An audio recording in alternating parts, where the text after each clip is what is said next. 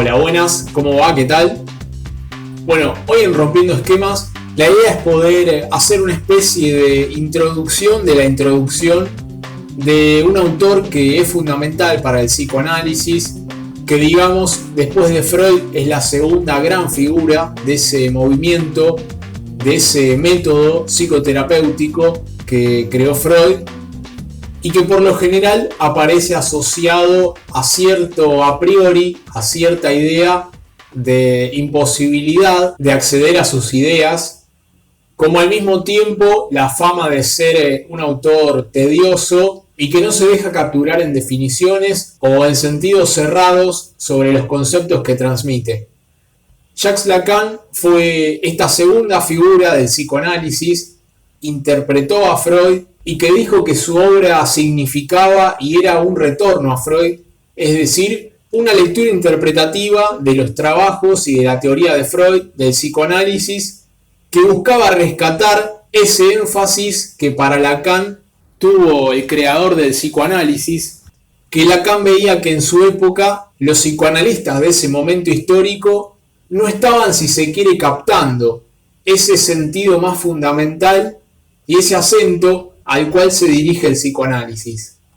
Entonces, para poder hablar un poco de lo que viene a ser el mundo de Lacan, en el sentido de dar cierta idea general y cierto intento de una introducción a lo que pueden ser algunas de sus ideas o algunas de sus perspectivas a la hora de interpretar la teoría, a la hora de prolongar la obra de Freud y a la hora de releerla para dar a luz nuevos sentidos, para poder entender desde dónde se trabaja en el psicoanálisis.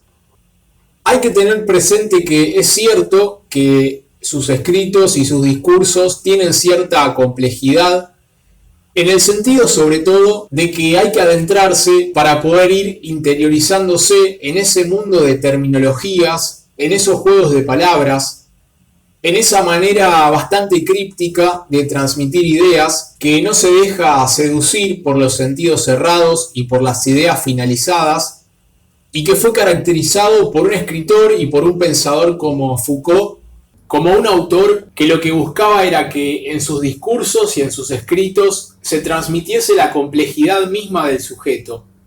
Entonces, cuando Lacan empieza a mostrar sus ideas, a teorizarlas, a compartirlas, a presentarlas al público, escribe en el contexto de una crítica a los psicoanalistas de su época. Lo que Lacan interpreta, lo que Lacan lee en su época y en sus colegas, es que hay una lectura errónea de los escritos de Freud y de los sentidos a los que Freud apuntaba. Que en la época hay diferentes sesgos que están errando en la enseñanza del psicoanálisis y que en esa interpretación, para un lado que no es tan preponderante, tiene implicancias en lo clínico, tiene consecuencias en el tratamiento que el psicoanálisis busca poder dar a aquella persona que por un padecimiento determinado va y consulta. Entonces, adentrarse en esa crítica implica adentrarse en diferentes conceptualizaciones de Lacan que tienen que ver con lo que son los tres registros: el registro de lo simbólico, el registro de lo imaginario y el registro de lo real, que es una tríada que Lacan utiliza para poder leer no solo la teoría del psicoanálisis, sino cómo se estructura la realidad del sujeto humano en sí misma. La idea es poder hacer una cierta introducción general que permite, en principio, dar lugar a uno de los énfasis que motivaron o que están muy presentes en la enseñanza de Lacan y que puede pensarse funcionaron como resortes, como motivadores de la divulgación de sus ideas, de la divulgación de sus postulados y su interpretación de Freud. Entonces, para poder introducir algunas de estas ideas generales y concepciones de Lacan, hay que rescatar que uno de los énfasis principales que este autor, que este psicoanalista destaca, tiene que ver con el lenguaje, tiene que ver con la preponderancia y con el papel fundamental del lenguaje en relación al psicoanálisis. Lacan, al igual que Freud, fue un médico que en principio se dedicaba a la psiquiatría y que desde esa experiencia propia de la medicina se va hacia el lado del psicoanálisis. Se va hacia el lado del psicoanálisis con un bagaje propio de la medicina, pero también de la filosofía, pero también de la literatura. Lacan, cuando escribe, utiliza referencias a todos esos discursos para poder transmitir de qué se trata el psicoanálisis. Entonces, para poder adentrarse bien en Lacan, es necesaria la lectura, y existe un texto de Lacan que es Función y campo de la palabra y el lenguaje en psicoanálisis, en el cual Lacan introduce un poco cuál es justamente, como dice el título, el rol, la incumbencia que tiene la palabra y el lenguaje en el psicoanálisis. En ese texto hay una cita que dice: afirmamos por nuestra parte que la técnica no puede ser comprendida ni por consiguiente correctamente aplicada si se desconocen los conceptos que la fundan. Nuestra tarea será demostrar que esos conceptos no toman su pleno sentido sino orientándose en un campo de lenguaje, sino ordenándose a la función de la palabra. En esta cita, lo que introduce Lacan es que la técnica del psicoanálisis, la técnica de un tipo de psicoterapia, si se quiere, para entender al psicoanálisis dentro de lo que sería la perspectiva de la academia, de cómo lo concibe el discurso académico al psicoanálisis como una psicoterapia más, es un método terapéutico que toma sentido en relación al campo del lenguaje, en relación a la función de la palabra. ¿Y en qué se basa Lacan, en qué se basa Freud y el psicoanálisis para decir que como sujetos somos enteramente un hecho de lenguaje? Que nuestra mente, que nuestro psiquismo se conforma y se maneja, se rige por palabras. Bien, la cuestión puede enfocarse por diferentes lugares, pero en principio tiene que ver con que nuestra especie nace en un estado prematuro. Prematuro, como lo dice la palabra, todavía no estamos maduros para valernos por nosotros mismos. Necesitamos de un otro que nos brinde esos primeros cuidados para poder sobrevivir. No nos podemos valer por nosotros mismos y garantizarnos nuestra supervivencia por esa condición propia de nuestra especie que hace que necesitemos del pasaje por un otro, de la intermediación de un otro para poder llegar a una edad o a un determinado momento que, según la cultura y el momento histórico, fue y seguirá variando, en el cual podemos adquirir los medios para brindarnos nuestra propia supervivencia. Entonces, ¿qué es lo que acontece? ¿Cuál es justamente el accidente que está en el medio de la problemática de la prematuración de nuestra especie y que todo el tiempo estamos utilizando? Bueno, ese accidente es el lenguaje. El lenguaje, en principio, cabe entenderlo como una determinada estructura que tiene un funcionamiento, como una determinada estructura que nos preexiste en el momento en que advenimos al mundo, en el momento en que nacemos. Ya hay lenguaje antes de que nosotros nazcamos y el lenguaje nos recibe. Nos recibe y, si se quiere, nos es dado, nos es otorgado por un otro. Ese otro que se va conformando como entidad psicológica a partir de muchos otros, en el sentido de las diferentes personas que nos van dando esos primeros cuidados. En general son los padres, pero puede ser cualquier persona que nos haya criado, le va dando una determinada significación a los actos que ese bebé que no tiene idea de nada va realizando. El niño, aún antes de nacer, ya está inmerso en una red de lenguaje. Ya lo espera un nombre, lo espera un lugar de fantasía, de lo que va a ser cuando sea grande, de la forma en que se lo quiere criar, del tipo de parto con el que se lo quiere tener. El niño nace a toda una estructura simbólica de la que antes de ser concebido nada sabe, pero que lo recibe y que de alguna manera lo que sucede es que el niño cae a esa estructura de lenguaje, adviene a un mundo que es simbólico. Entonces, esos otros de los primeros cuidados, con los llantos del niño, con sus actos, lo que van a ir haciendo es dándole un determinado significado. Por ejemplo, la madre o el padre, cuando el niño en principio llora, cuando el bebé tiene un llanto, por ejemplo, que no para, no saben si es porque le está saliendo un diente y le duele, no saben si es porque tiene hambre, no saben si es porque tiene una constipación y no puede hacer caca, no saben cuál es el motivo porque el niño no puede comunicarse.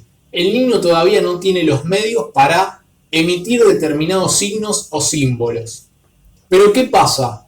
Esos actos sí son interpretados por una matriz simbólica y de signo. Justamente cuando la madre o el padre se preguntan qué le pasa al niño, ¿será que le duele la boca o le duele la encía? ¿O será que tiene hambre? Le están dando una significación a un acto que en abstracto para el niño no significa nada. Todavía no está adherido a un determinado símbolo ni a un significado. Entonces, ¿qué es lo que va pasando? El niño adviene a toda una malla simbólica que lo contiene, a toda una malla simbólica que es la malla del lenguaje, que es el mundo del símbolo. De manera que con el transcurrir del tiempo, esos actos que el niño en principio no tiene manera de comunicar por qué los hace, van a comenzar a ser un índice, a ser un signo, a ser un símbolo. Lacan en este texto habla del par presencia-ausencia. El par presencia-ausencia remite a la presencia y la ausencia de esos otros que dan los primeros cuidados. Pongamos el ejemplo clásico que da el psicoanálisis, que es el ejemplo de la madre. Digamos que el par presencia-ausencia remite a los lugares psíquicos que se van consolidando y que se van conformando a partir de la repetición de determinadas escenas en las cuales el progenitor que lo cuida al niño aparece y desaparece, está o no está.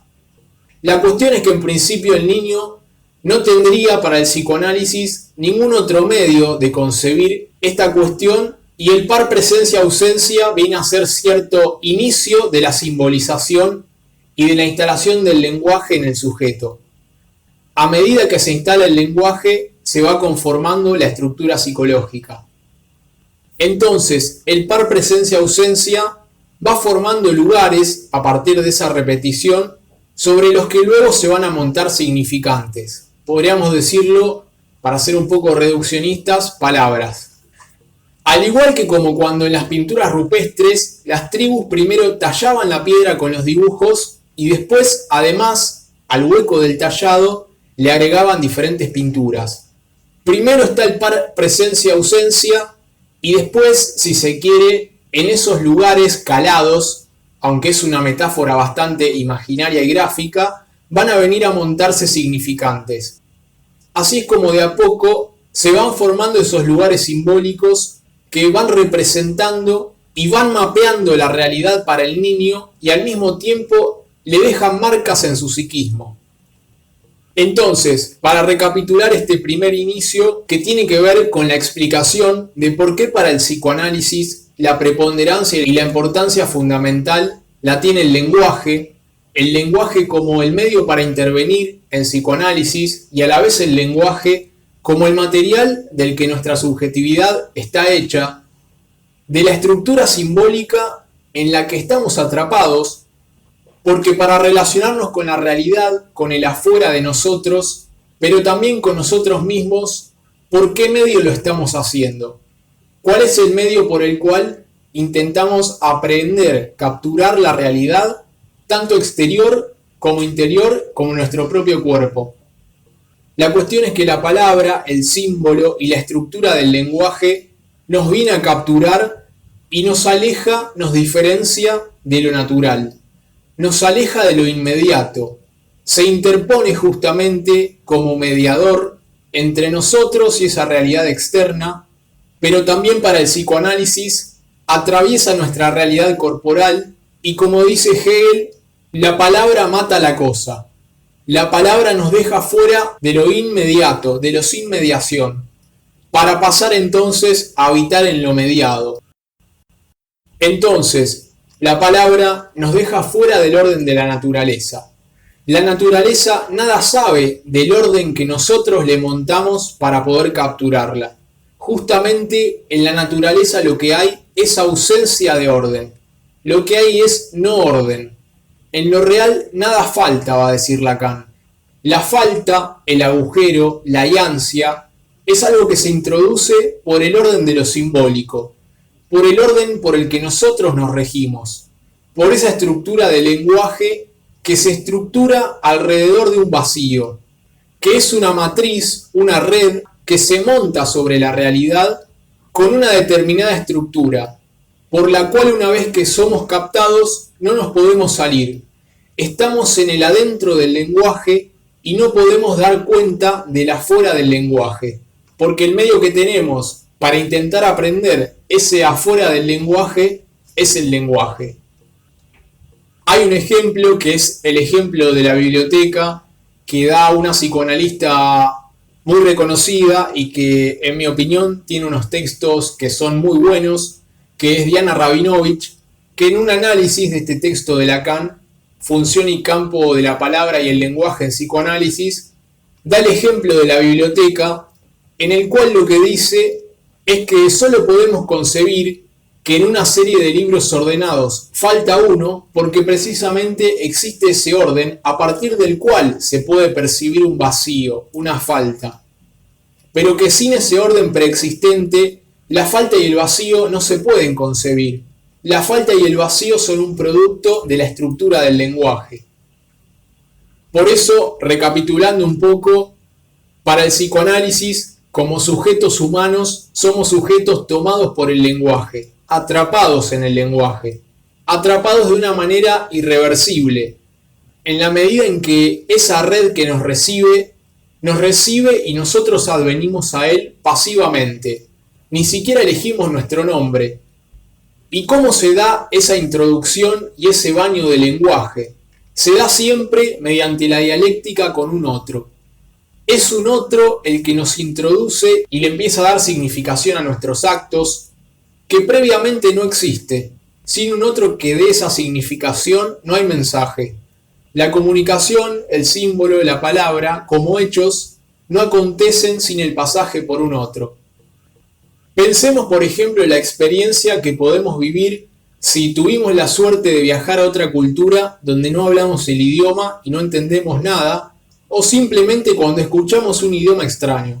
Pensemos en el ruso o en el árabe, que son idiomas que resultan bastante diferentes desde lo cultural y desde incluso por cómo se escriben. Cuando escuchamos esos idiomas o queremos leerlos, no entendemos nada. Nos sentimos absolutamente perdidos. No podemos producir ningún tipo de mensaje, más que capaz alguna seña que vaya a saber si significa lo mismo en esa cultura. Algo similar puede pensarse en torno a lo que le pasa al niño cuando cae al mundo, cuando nace. Nada sabe de la significación y del lenguaje, no solo en relación al idioma, sino en relación al lenguaje como la estructura simbólica que lo recibe. No sabe de los significados sociales de los actos. No sabe qué es lo bueno y qué es lo malo. Todo eso es un orden introducido por el símbolo. Y en otra cita de este texto de Lacan, Lacan dice: ya se dé por agente de curación, de formación o de sondeo, el psicoanálisis no tiene sino un medium, la palabra del paciente. Ahora bien, toda palabra llama a una respuesta. Mostraremos que no hay palabra sin respuesta, incluso si no encuentra más que el silencio, con tal de que tenga un oyente y que este es el meollo de su función en el análisis. Entonces, para Lacan es muy importante este énfasis en el lenguaje y rescatar, digamos, que en la medida en que estamos intervenidos y adentro del lenguaje, las problemáticas del sujeto, los síntomas, pueden ser leídos, si se quiere, como un producto de determinada relación al lenguaje.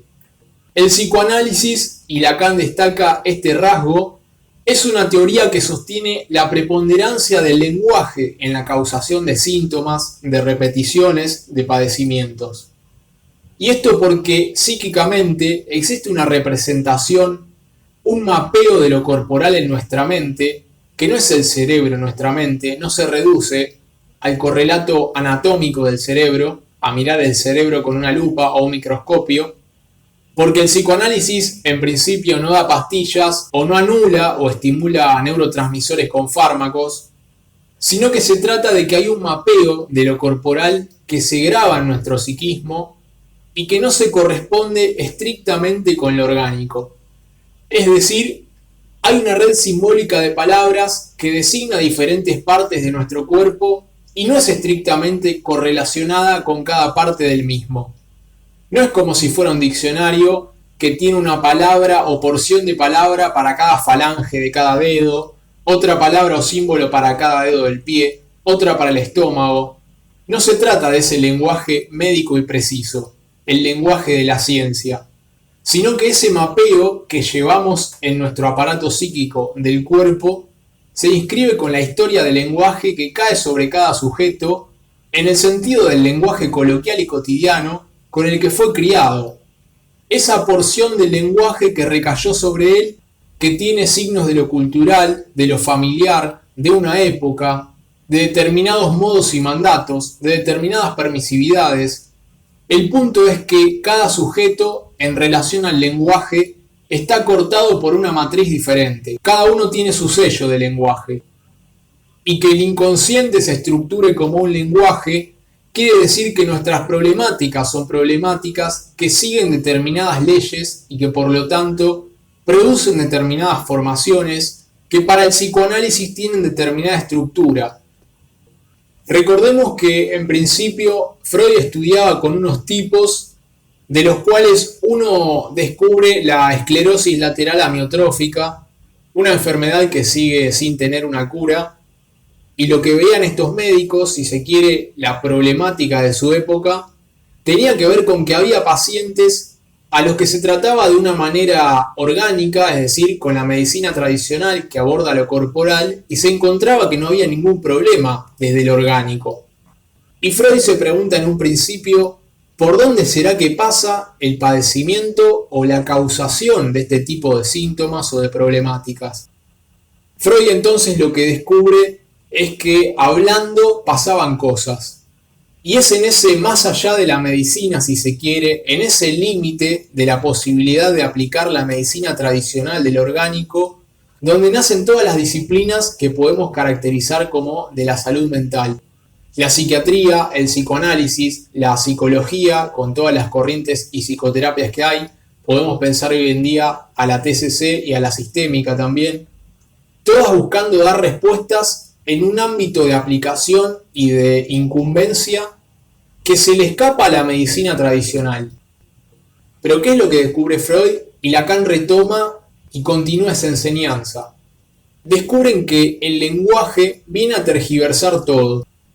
Descubren que todo el tiempo de lo que se trata en nuestra vida es de palabras. Todo el tiempo funcionando, todo el tiempo estructurándose bajo la forma de la palabra está nuestro psiquismo. A partir de esa concepción es que nuestras problemáticas para el psicoanálisis son problemáticas una vez más de lenguaje.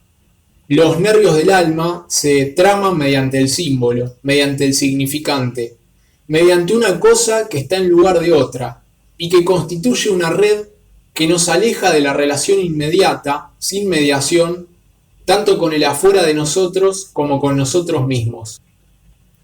Y esto suena bastante poético al lado de la medicina, que por mencionar algunos términos en salud mental podemos escuchar ecolalia, escisión psíquica, hebefrenia, esquizofrenia, automatismo mental. Pero sin embargo, la cuestión para el psicoanálisis es que el problema del lenguaje tiene que ver con que cuando nos criaron y en las vivencias que nos acontecieron, el lenguaje que estaba presente es el lenguaje de todos los días, es el lenguaje de lo cotidiano, de lo coloquial, es ese lenguaje que intercedió y que nos marcó asociado a emociones, asociado a vivencias, y no se trata de ese recuperar la verdad objetiva de las cosas que pasaron, como por ejemplo se busca la prueba y la evidencia en el derecho, sino que se trata siempre de la lectura que cada sujeto hizo de los acontecimientos. Eso es lo que se graba en el sujeto. Hay una frase de Lacan que dice: usted puede saber lo que dijo, pero nunca lo que el otro escuchó. Esa frase remite a cómo, en realidad, un poco cada sujeto va en su solipsismo, en su película individual psicológica. Y desde su película individual psicológica se relaciona con las películas psicológicas de los demás. Cada uno tiene su nube mental, para decirlo de algún modo, en la cual se presenta una determinada estructura que tiende a repetirse, que tiende a tener un funcionamiento particular y propio de cada subjetividad. Por eso en psicoanálisis se va a tratar de ir conociendo de alguna manera ese universo simbólico de cada sujeto para ver cómo ese otro inconsciente de cada uno, ese lugar en el lenguaje que tiene cada sujeto, habla a través del sujeto. El psicoanálisis busca desarmar determinados sentidos y posiciones subjetivas que se arman a partir de esa relación dialéctica en la cual el otro del lenguaje de cada sujeto habla a través de ese sujeto. El psicoanalista va a escuchar otra cosa que un yo hablando y que un yo hablando de realidad objetiva. El psicoanalista sabe que la realidad objetiva no existe y que el yo es solamente una parte de eso que habla ahí. Ahí habla otra cosa.